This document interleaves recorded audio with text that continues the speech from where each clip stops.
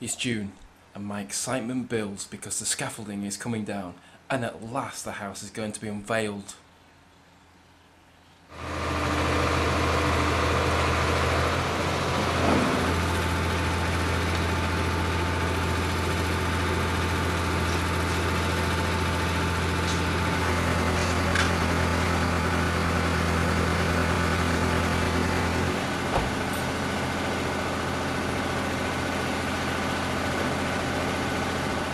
Whilst the scaffolders are busy at work, I take a moment to climb up onto the hill to see what the house looks like from a distance. We don't have mains water, and water is provided by an ancient spring system, but that stopped working about 2 weeks after we bought the house. I've got a bit of an issue with my water supply.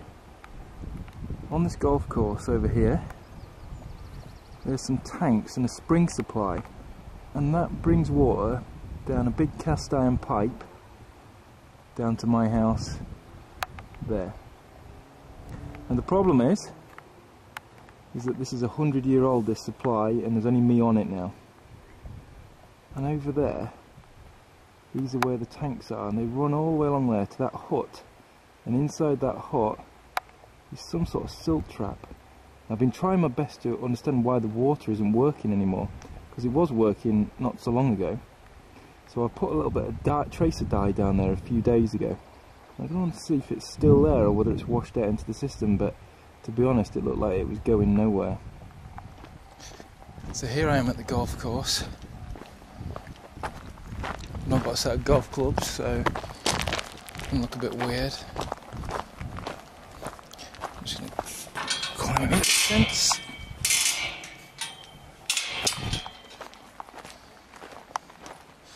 And the tanks are down here, so I need to get over this fence and I'll show you.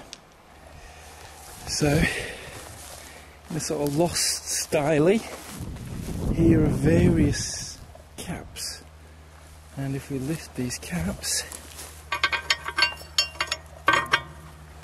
get that down.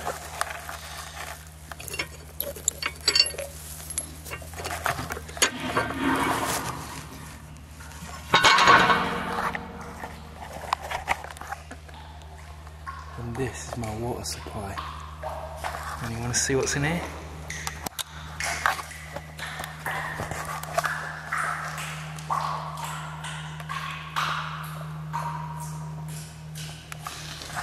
And over here we've got the pipes.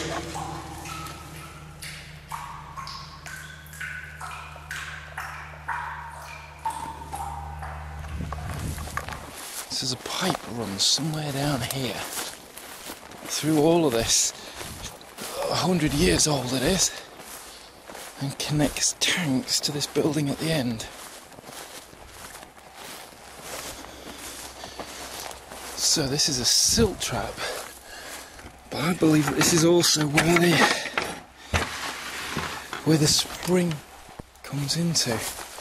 Now I put some red dye into here a few days ago to see where it would go, and we'll find out now whether it's cleared or not. If it's not, then that's not a good sign.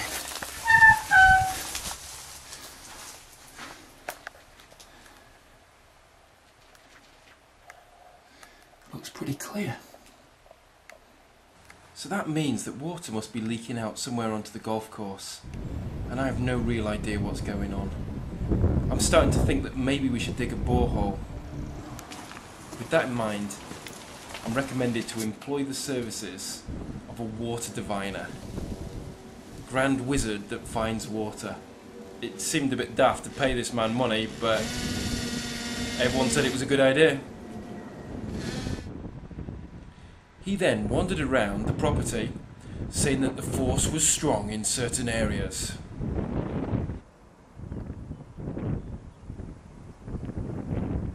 The water diviner guy headed off this way around about 20 minutes ago, but there's nowhere to go at the end of this field, and he's just disappeared. Not quite sure whether he's disappeared in a puff of smoke or what, but I can't find him. Very, very bizarrely, it turns out that the water diviner also delivers bottles of spring water. And there he was, turned up on the road. He'd found a couple of patches where he thought there was water for us. Back inside, even the kids wanted to get involved. Wait, I'm at the top now! I'm at the top now. I'm just trying to. I don't want to get down. I want to get down.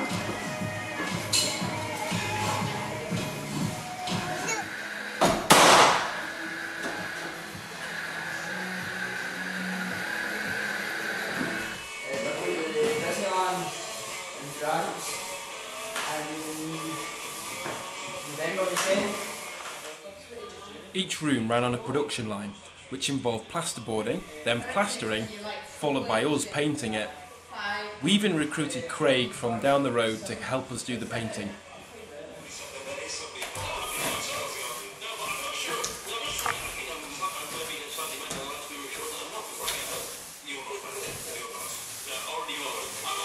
I've been painting for a whole week, day and night, and working for this horrible foreman who keeps coming round and saying, "What about that bit?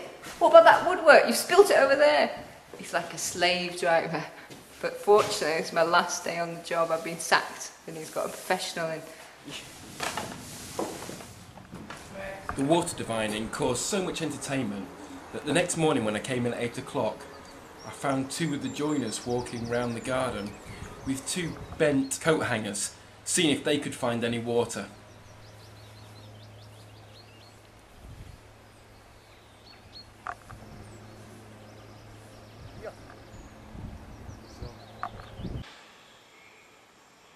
I'm afraid we've got another problem here that we need to resolve. We've got this room upstairs near enough finished and we've got these French doors in it.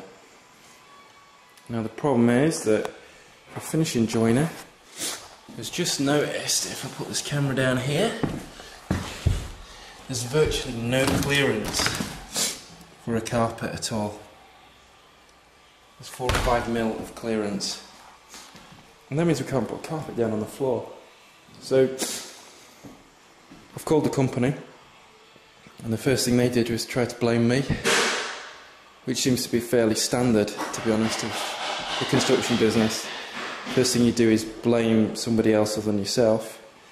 But they are going to come and they are going to try and take the door out, but that means cutting everything back and making a bloody mess. I'm not very amused by it.